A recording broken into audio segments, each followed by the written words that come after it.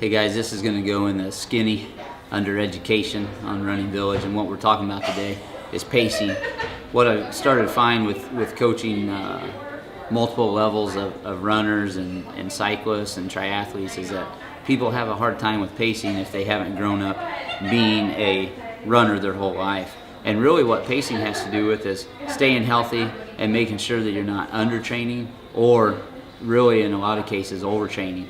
So what we're essentially talking about is when you go out and you're running a 3-mile route, what we want to figure out is what pace should you be running that where you're increasing your cardio capacity or how much oxygen you get in and process, without running too fast where you're still building up that cardio capacity, but you're very worn out or your heart rate's a little too high, and so you're not going to recover very well from it.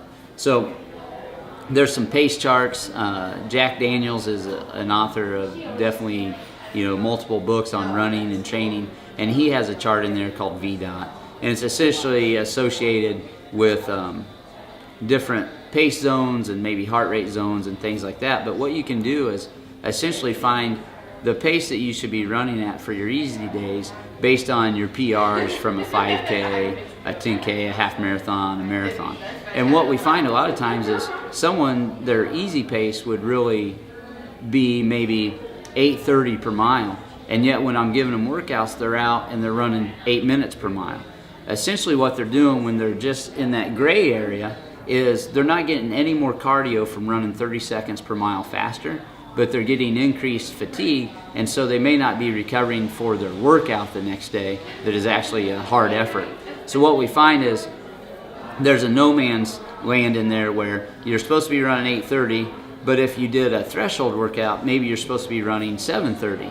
In between that 7:30 and 8:30 is that 8-minute pace where you're not building a different system in your body. A threshold is essentially building up lactic acid in your blood and trying to bring in enough oxygen to clean that out and keep your legs moving without generating too much fatigue.